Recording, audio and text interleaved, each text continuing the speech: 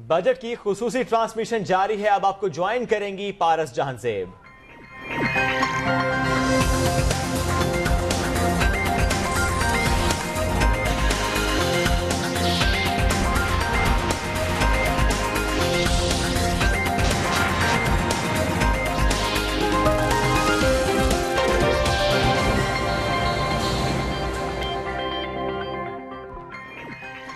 अस्सलाम वालेकुम, मैं हूं पारस जहांजेब और आप देख रहे हैं समा पे बजट 2017-18 की स्पेशल ट्रांसमिशन। बजट एक ऐसा लफ्ज है जो हर साल नए दावों और वादों के साथ पाकिस्तानियों की जिंदगी में आता है और फिर दिलों को दहला देता है। हर दफा ये बात की जाती है कि जो बजट है वो अवामी होगा, लेकिन यही बजट गरीबों की मुश्किलात बढ़ा देता है, उनमें इजाफा कर देता है और जो टैक्स देने वाला तबका या ये कह लें जो कि सरकारी तबका है जिस पे डायरेक्ट टैक्स का असर होता है, उस पर इतना दबाव पड़ता है टैक्स का कि जो उसकी छोटी छोटी खुशियां हैं वो उसके लिए तरस जाता है। इसलिए कहा यह भी जाता है, बल्कि एक आम आदमी जो है वो बजट के जो आदादो शुमार हैं वो लंबे चौड़े आदादो शुमार में नहीं जाता, उसको इसमें कोई इंटरेस्ट नहीं है। वो सिर्फ ये चाहता है कि उसके लिए आसानियां पैदा हों, वो अपने घर के जो अखराजात है वो आसानी से उनको चला सके, अपने बच्चों को तालीम की, सेहत की अच्छी बेहतरीन सहूलियात दे सके और सबसे आम बात यह कि जो उसकी तनख्वाह है वो दुगनी हो जाए, चूंकि इस पे बड़ा सबका फोकस होता है। अब आज बजट भी आ रहा है और फिर रमजान की भी आमद है, तो अब पिछला बजट कैसा रहा और जो ये बजट आज आ रहा है ये कैसा होगा, इससे क्या तवक्कात होंगी, या फिर ये सब जो है वो आदादो शुमार की जादूगरी है, इसी पर जरा बात करते हैं। और इस वक्त पैनल में मेरे साथ मौजूद हैं सीनियर एंकर पर्सन हैं नदीम मलिक साहब और शहजाद इकबाल, और समा इस्लामाबाद के ब्यूरो चीफ खालिद अजीम साहब मौजूद हैं। हमें ज्वाइन किया है इकनॉमिक एक्सपर्ट हैं मोहम्मद सुहेल और अशरफ तोला, और अतीक मीर साहब भी हमारे साथ मौजूद हैं जो कि प्रेसिडेंट ऑल ट्रेडर्स एसोसिएशन है। बहुत शुक्रिया आप सबका। सबसे पहले नदीम मलिक साहब आपसे शुरू करते हैं। कुछ मायूस लग रहे हैं आज आप बजट के हवाले से। अब थोड़ी देर में डार साहब जो हैं वो स्पीच करने वाले हैं, कुछ मायूसी लग रही है, क्यों? वैसे काम तो कोई है कि ये इलेक्शन ईयर बजट है, तो इलेक्शन ईयर बजट में जैसे उन्होंने डेवलपमेंट स्पेंडिंग ज्यादा अनाउंस की है, तो आपको कुछ ऐसा सरप्राइज उसमें नहीं मिलना चाहिए कि आप यहाँ से जाएं तो आपको बड़ी मुश्किल पेश आए कि मेरे घर का बजट कैसे चलेगा। या मैं आपसे अभी प्रोग्राम शुरू होने से पहले कह रहा था कि आपने वो कॉस्मेटिक्स जो खरीदनी है उसका बिल कितना बढ़ेगा, ये आपकी वरी नहीं होनी चाहिए अभी इलेक्शन ईयर में। आदमी भी कहते हैं, मेरे साथ मेरे दो साथी बैठे हैं, मेरे दो साथी बैठे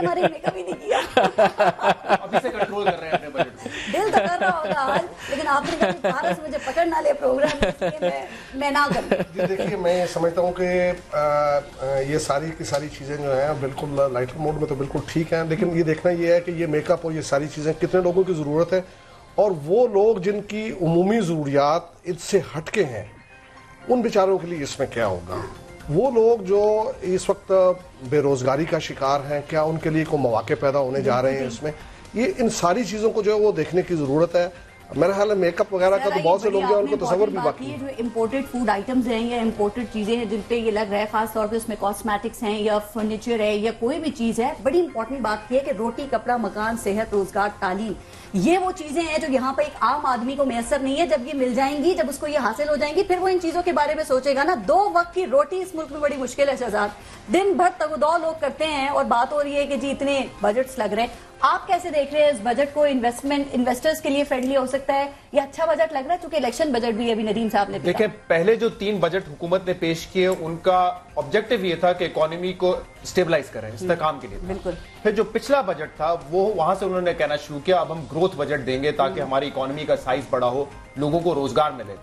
अनफॉर्चुनेटली एक चीज तो हमने देखी कि 5% जो हमने अचीव किया है ग्रोथ रेट, वो पहली मर्तबा हुआ है 10 साल में, वो तो एक अचीवमेंट थी। लेकिन इसके अलावा आप देखें जो बाकी आदादो शुमार है उसके टारगेट हमने अचीव नहीं किए, और सबसे अहम बात कि 5% से आपकी मईशत ग्रो कर रही थी, लेकिन इसके बावजूद जो बेरोजगारी की शरह उसमें 0.1% की भी कमी नहीं आई। 2005 की है ना सरकारी, तो 5.9 है। वो इस साल भी 5.9 नहीं, इस साल कहा जा रहा है जो इंडिपेंडेंट सोर्सेज है वो कह रहे हैं 6.2 है, लेकिन ये भी खतरनाक है। हम तो सरकारी नंबर को भी ले ले तो 5% से ग्रो करने के बावजूद आपकी जो अनएम्प्लॉयमेंट की उसमें 0.1% की भी कमी नहीं हुई। ये हमारा फिक्रिया है, बिल्कुल है। आपने रोजगार देना है लोगों को, जॉब अपॉर्चुनिटीज जब होती है जब आपकी मईशत ग्रो करती है, लेकिन वो हमें नहीं नजर आ रही।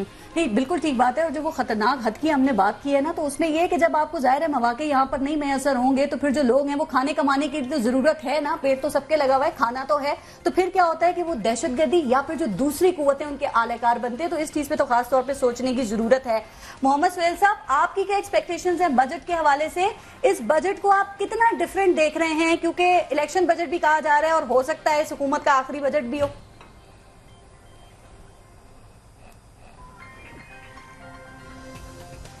मोहम्मद सुहेल साहब, आवाज आ रही है आपको? जी आ रही है जी। बजट के हवाले से क्या तवक्कात हैं, कैसा देख रहे हैं, कितना मुख्तलिफ देखते हैं? लेकिन थोड़ा सा मुख्तलिफ ज़रूर होगा, क्योंकि सियासी मकासद भी सामने आ जाएंगे। IMF का जो प्रेशर है, कंडीशनैलिटीज़ होती हैं वो भी नहीं है। मगर एक तरफ ग्रोथ ओरिएंटेड तो ज़रूर होगा, मगर दूसरी जानिब ये देखना है कि उस ग्रोथ के नतीजे में जो फिस्कल डेफिसिट बढ़ रहा है, जो करंट अकाउंट डेफिसिट 8 साल की ऊंची तरीन सतह पर है, उसको किस तरह कंट्रोल किया जाएगा। तो ये बहुत बड़ा चैलेंज है। जब प्रेजेंट किया जाएगा तो बड़ा मेरे ख्याल में उसके जो इम्प्रेशन होगा, फर्स्ट इम्प्रेशन होगा, वो पॉजिटिव ही होगा। मगर चैलेंज ये है कि इतना बड़ा डेवलपमेंट एक्सपेंडिचर, टैक्स रेवेन्यू में अगर नए सोर्सेज नहीं तलाश किए जाते, तो ये जो फिस्कल डेफिसिट है जो 8% से 4% आया है, ये जो अभी बढ़ना शुरू हुआ है, इसको कैसे कंट्रोल किया जाएगा। तो मेरे ख्याल में स्पीच के लिहाज तक तो बजट थोड़ा सा पॉजिटिव ग्रोथ ओरिएंटेड लगेगा, मगर उसके अहदाफ का अचीव करना और जो फिस्कल और करंट अकाउंट डेफिसिट है उसको कंट्रोल करना, ये बहुत बड़ा चैलेंज होगा हुकूमत के लिए अगले 12 महीने में। ठीक, अशफाक तोला साहब, आपने मोहम्मद सुहेल साहब की बात सुनी, क्या आप इत्तेफाक करते हैं इनकी बातों से? आपकी भी यही एक्सपेक्टेशंस है? चूंकि जा रहा है कि डार साहब तो कहते हैं कि मईशत तरक्की कर रही है, क्या आम आदमी भी उसी स्पीड से तरक्की कर रहा है? और अगर तरक्की कर रहा है तो भाई कहाँ है वो तरक्की? जरा आप अपना सवाल रिपीट कर देंगी प्लीज, क्योंकि आपकी आवाज नहीं आ रही थी। कैसा बजट आता हुआ देख रहे हैं आप?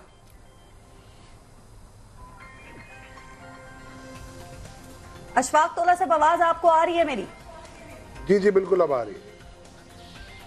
जी, बजट के हवाले से पूछ रही हूँ सवाल, क्या राय है आपकी, क्या तवक्कात है आपकी, आवाम क्या तवक्कात रखती है? देखिए, आवाम की तवक्कुआत दूध की नहरें तो नहीं हम दे सकेंगे इस बजट में, मगर इशू ये होता है कि जैसे सुहेल ने भी कहा कि ये इलेक्शन ईयर का बजट है और आपने भी अपनी इनिशियल एनालिसिस में यही कहा है, तो ये आप समझ लें कि कोई बहुत ज़्यादा हार्श मेजर्स नहीं होंगे इस बजट में। मेरा ख्याल है जो पेनलाइज किया जा रहा है, जहाँ तक मेरे जराए कहते हैं, वो उन लोगों को पेनलाइज किया जाएगा जो कि नॉन फाइलर्स हैं, आपकी बेस बढ़ाने के लिए। बिल्कुल ठीक है। अच्छा सर, एक बात जरा, अभी आपने कहा इलेक्शन बजट है, इलेक्शन बजट है तो जाहिर है फिर खर्चे भी बहुत ज्यादा होंगे, तो जो खर्चे होंगे तो फिर तो आमदनी की जरूरत है ना, तो वो आमदन फिर कहां से आएगी? क्योंकि आप टैक्स माहिर हैं तो इसका बेहतर जवाब दे सकते हैं।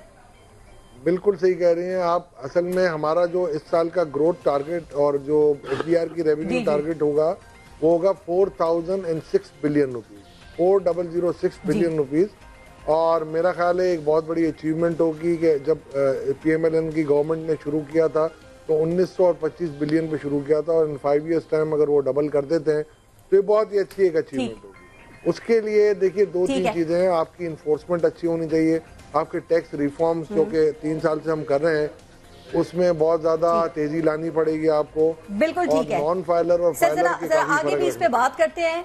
बिल्कुल ठीक है। जरा अतीक मीर साहब से भी ताजिर बिरादरी की जो एक्सपेक्टेशंस है वो पूछना बहुत जरूरी है। अतीक मीर साहब, क्या आपके ख्याल में ताजिर बिरादरी एक्सपेक्ट कर रही है, अवाम के क्या तवक्कात हैं इस हवाले से? और बजट भी आ रहा है और उसके बाद रमजान भी आ रहा है, तो क्या चीजें मौजूद हैं मार्केट में या ताजिर बिरादरी ने भी अपनी मनमानी शुरू कर दी है? देखिए, जहाँ तक बजट के हवाले से आपने बात की तो मैं समझता हूँ कि गुज़िश्ता 4 बजट्स जो मौजूदा हुकूमत ने पेश किए ये उससे मुख्तलिफ नहीं होगा, क्योंकि इब्तिदाई जो बजट्स हैं उनमें सलाहियतों का, विल का, नीयतों का अंदाज़ा हो जाता है।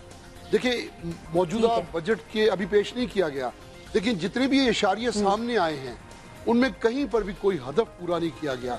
यहाँ तक कि एक्सपोर्ट बढ़ाई जा नहीं सकी, इम्पोर्ट में डेफिसिट्स बहुत ज्यादा हैं, इस तरह महसूलात को बेहतर करने के लिए कोई टैक्स पॉलिसी नहीं दी गई। इसलिए मैं समझता हूँ कि हुकूमत की पटारी खाली है, खाली पटारी से एक्सपेक्ट नहीं करते। आपको तो पटारी खाली लग रही है, जो डार साहब है वो तो बड़े होपफुल है, वो तो कह रहे हैं कि शुक्राने का वक्त है, शुक्राना अदा करना चाहिए और पॉजिटिव सोचना चाहिए, लेकिन आपको अभी भी पटारी खाली नजर आ रही है। पेश किया गया जिसके अंदर खार तारों की कांटों के अलावा कुछ भी नहीं है। मैं समझता हूँ कि कौम को लफ्जों से हो सकता है लफ्जों की जादूगरी का सामना हो। हकायक तल्ख होंगे जो कल भी थे, आज भी हैं और आने वाले दिनों में भी। मौजूदा हुकूमत का जो विजन है, जो विल है, जो नियत है, जो किरदार रहा है, मैं समझता हूँ ये देने वाले हाथ नहीं है, ये खून निचोड़ने वाले हाथ हैं। इसलिए बजट से अगर कोई तोको रखता है तो वो सांप की पटारी से बुलबुल की बरामदगी का धोखा खाएगा। अब आगे चलते आप तो खतरनाक बातें कर रहे हैं, ये खून निचोड़ने की बात आपने रमजान के देने वाले हाथ नहीं है, तो क्या रिलीफ दिया मौजूदा हुकूमत ने? इनकलाबी बातें हो रही हैं। मौजूदा हुकूमत को चाहिए था जी प्लीज रमजान से कबल कम से कम उन अशिया पे कुछ टैक्स की छूट देनी चाहिए थी जो रोजेदार के तस्वुर में ठीक है, तस्वुर बिल्कुल सही। और ताजरों को भी वैसे एहसास करना चाहिए, चूंकि रमजान की बात की ना, तो उन्हें भी मनमानियां नहीं करना चाहिए, क्योंकि हमारे यहाँ तो ये प्रैक्टिस है कि जब भी कोई महीना आता है, अहम दिन आता है या बजट आता है, तो चीजें गायब होना शुरू हो जाती है। नदीम मलिक साहब, उसकी शॉर्टेज हो जाती है ना, ऐसा लगता है। पूरी दुनिया में क्रिसमस के ऊपर सेल्स लगती हैं और प्राइस कट देते हैं शॉपकीपर। पाकिस्तान में रमजान में खजूर और फल महंगा हो जाता है। नदीम मलिक साहब एक सेकंड, शाह महमूद कुरैशी साहब मीडिया से बात करें जरा, सुनते हैं उनको।